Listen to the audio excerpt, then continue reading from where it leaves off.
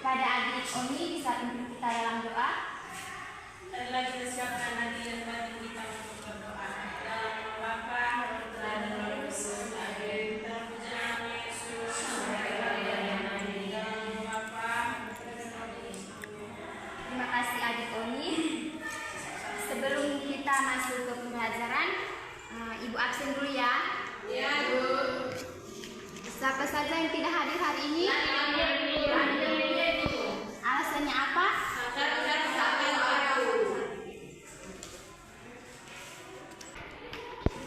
Materi pembelajaran kita hari ini, di sini Ibu sudah menyiapkan kompetensi dasar dan indikator pencapaiannya.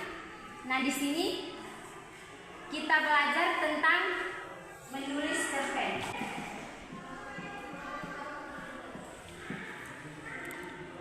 Baik, di sini kompetensi dasarnya mengidentifikasi struktur dan kaidah kebahasaan dalam teks cerpen.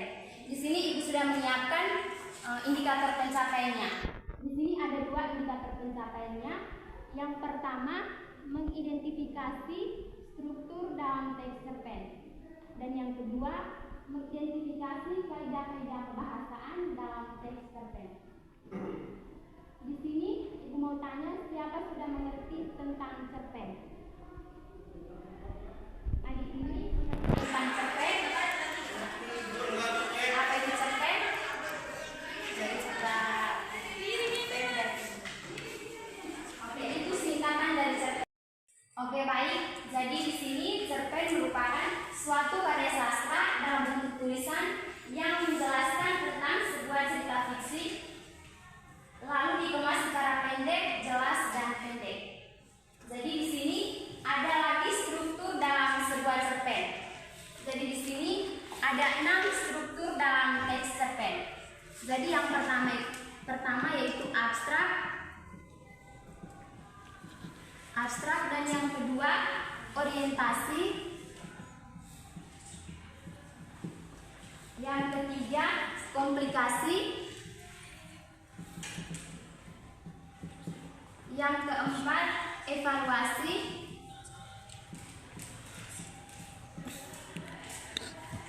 yang kelima resolusi, dan yang keenam koda. Jadi di sini dari struktur dalam sebuah cerpen ini, siapa saja yang sudah mengerti tentang abstrak, orientasi, komplikasi, evaluasi, resolusi, dan koda. Di sini teman-teman satu orang bisa jelaskan tentang abstrak. Belum paham apa itu? Belum paham evaluasi. Jadi sekarang Ibu jelaskan tentang abstrak. Jadi di sini abstrak merupakan bagian dari awal dari sebuah cerita tersebut. Dan yang kedua orientasi. Orientasi di sini bisa menjelaskan tentang latar, tempat, suasana dalam cerita yang disampaikan. Dan yang ketiga komplikasi. Komplikasi ini menjelaskan tentang struktur yang berkaitan dengan pemaparan awal suatu masalah yang dihadapi oleh tokoh tersebut. Dan yang keempat evaluasi. Evaluasi di sini menjelaskan masalah yang semakin memuncak dalam cerita tersebut. Dan yang kelima resolusi.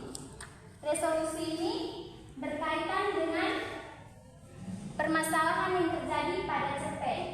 Dan yang keenam koda merupakan pesan moral yang terdapat dalam cerita tersebut.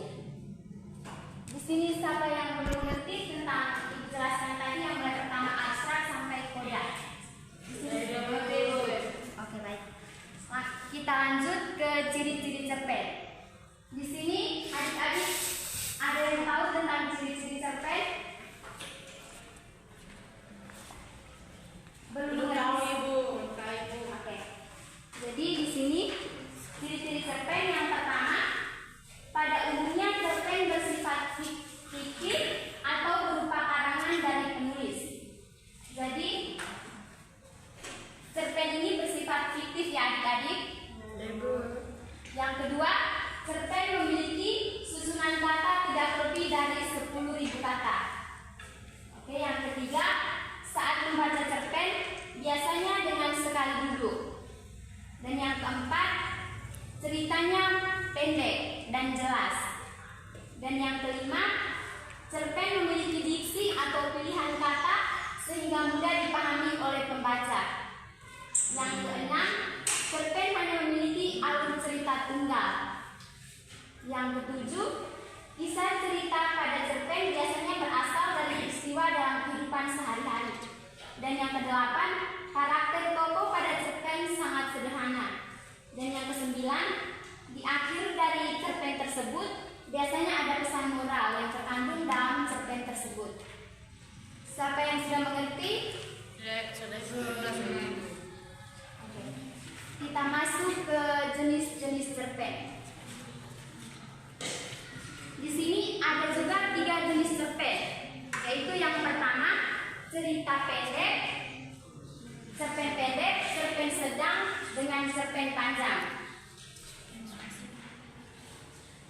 Nah, di sini kita lanjut ke kaidah-kaidah dalam teks cerpen. Di sini ada 8 kaidah-kaidah dalam teks cerpen. Yang pertama, gaya bahasa. Di sini gaya bahasa ini mencakup deskripsi, dialog, atau gaya penceritaan yang digunakan penulis untuk membangun sebuah cerita. Dan yang kedua, pemilihan kata.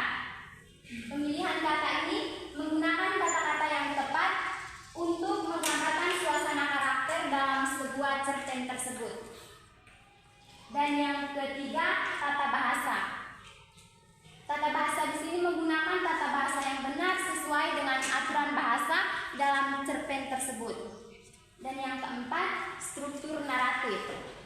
Struktur naratif biasanya terdiri dari pengenalan, konflik, klimaks, dan resolusi. Dan yang kelima, tanda baca. Di sini menggunakan tanda baca yang tepat untuk memisahkan kalimat, menggunakan dialog, dan mengatur aluran cerita. Yang ketujuh, kohesi atau koherensi. Sini memastikan bahwa cerita memiliki aliran yang logis dan terhubung dengan baik. Dan yang kedelapan, penggunaan imajinatif. Di sini menggunakan figuratif seperti metafora, smile, dan personifikasi untuk menambahkan kedalaman dan kekayaan pada bahasa. Nah, dari Ibu jelaskan tadi, siapa di sini yang belum paham? Sudah semua. Oke, baik. Oke, baik. Di sini Ibu akan memberikan 2 kelompok. Satu kelompok batasnya di titik yang mulai dari ini, satu kelompok lagi. Jadi Ibu menyuruh kalian mencari satu cerpen lalu membacakannya di depan. Salah satu orang dari kelompok tersebut maju dan bacakan cerpennya di depan. Oke, mulai dari sekarang Ibu minta waktunya 5 menit. Mulai dari sekarang.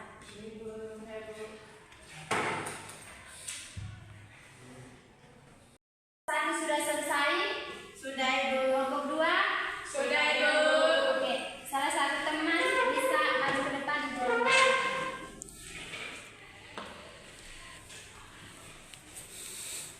Baik, terima kasih. Saya akan presentasikan diskusi kelompok kami. Liburan sekolah. Usai pembagian rapor di sekolah, akhirnya aku bisa menikmati liburan panjang. Meskipun aku tidak dapat ranking atas, tapi aku tetap mendapat nilai yang lumayan baik. Aku tetap bahagia karena membayangkan keluargaku mengajak aku pergi liburan. Sekian hasil presentasi kami. Terima kasih. Oke, baik. Terima kasih kepada adik ini yang sudah membacakan cerpennya. Di sini Ibu mau menyimpulkan keseluruhan materi yang Ibu jelaskan tadi, yaitu cerpen merupakan sebuah karya sastra yang menyajikan atau membentuk suatu cerita pendek yang lebih jelas dan lebih singkat. Oke. Dan dari sini siapa yang sudah mengerti semuanya yang Ibu jelaskan tadi? Sudah Ibu. Oke. Ibu memberikan sedikit gambaran tentang pembelajaran kita minggu depan.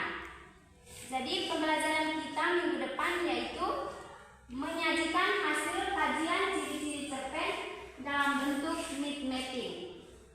Itu pembelajaran kita minggu depan ya adik-adik. Ya, Ibu.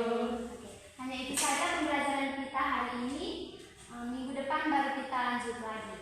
Ya, Ibu. Sebelum Ibu keluar dari ruangan, saya minta Esi bisa pimpin kita dalam akhir pembelajaran. Mari kita berdoa.